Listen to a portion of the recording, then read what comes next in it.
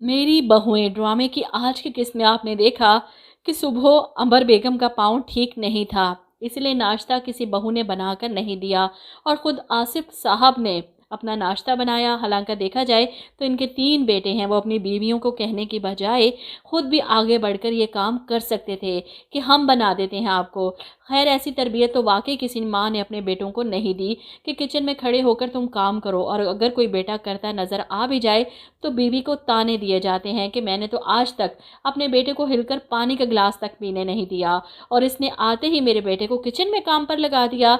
दूसरी किस्त में ही ईमान के लिए खाना लेने आया शाहवीर, कुछ ऐसा ही रिएक्शन था अंबर बेगम का इसे किचन में देखकर। खैर, तीनों बहुओं की लड़ाइयाँ तो एक तरफ, फबीहा तो हर एक से नंबर ले गई।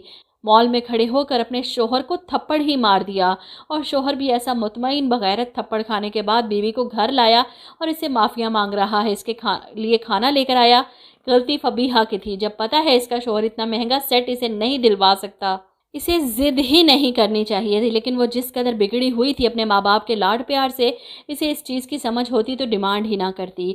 और जब शोहर मना कर रहा है तो फबीहा की अकड़ जिद शोहर को आंखें दिखाती रही और अलमीर ने तो सिर्फ इसे हल्का सा पीछे धकेला था। मुझे तो नज़र नहीं आया कि अलमीर ने इस पर हाथ उठाया हो या इसे थप्पड़ मारा हो, लेकिन फबीहा ने जिस तरह हाथ उठाया वो सीन तो पूरे मॉल ने देखा। और घर आकर अंबर बेगम को जब सारी बात पता चलती है तो इन्हें भी गुस्सा आ जाता है और महक सारी बातें बढ़ा चढ़ा कर अपने शोहर को बताती है। तो अगली किस्त में होने वाली है लड़ाई, जब आर्यान अलमीर से बात करता है कि तुमने अपनी बीवी से थप्पड़ खाया, इतना सर चढ़ा रखा है तुमने इस औरत को।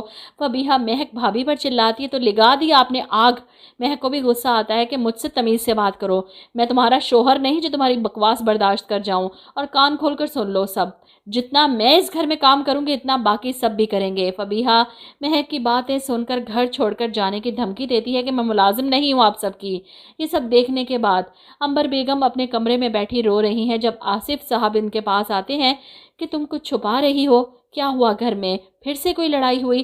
जिस पर अंबर बेगम रोते हुए कहती हैं जितना झेल सकती हूँ झेलने की कोशिश कर रही हूँ। वो फिर पूछते हैं किसी ने कुछ कहा है अंबर, बताओ मुझे। और सारी बात सुनने के बाद आसिफ साहब अंबर को समझाने की कोशिश करते हैं कि मैं बात करता हूँ फबीहा से जाकर। वो उसके पास जाते हैं, उससे बात करते हैं कि बेटा मेरे कहने पर इसे एक दफ़ा माफ़ कर दो। वो आर्गुमेंट करने की कोशिश करती है लेकिन अंकल, जिस पर आसिफ साहब मिन्नत करते हैं, प्लीज़ बेटा मेरी रिक्वेस्ट है तुमसे। फबीहा तो चुप हो जाती है लेकिन अलमीर को बुरा लगता है कि इसका बाप इसकी बीवी से रिक्वेस्ट कर रहा है। सब अपनी आंखों से देख रहा है लेकिन अकल फिर भी नहीं आई इस अलमीर को। बीवी के पीछे लगकर भाइयों से लड़ेगा और फिर इसी बाप को छोड़कर चला जाएगा। वहीं दूसरी तरफ आर्यान अपनी बीवी के यूं बात बढ़ाने पर काफ़ी खफा है कि महक मुझे तुमसे इस सब की उम्मीद नहीं थी, क्या ज़रूरत थी इतना सब कुछ कहने की, अम्मी कितना दुखी हो गई तुम्हारी बातों से।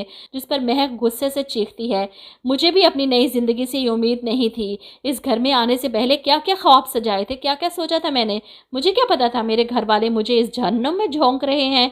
आर्यान को यकीन नहीं आता महक की बातें सुनकर, वो इसे क्या समझता था और वो क्या निकली। लेकिन वो जिस कदर आराम और तसल्ली से अपनी बीवी की बातें सुनता है, इसे समझाता नहीं, चुप करवाने के बजाय इसकी बातें मानता है, इससे दब जाता है। जैसे नाश्ता बनाने के वक्त हुआ, अपने शोहर को साफ इनकार कर दिया महक ने कि नहीं बनाऊंगी, जो मर्जी कर लो।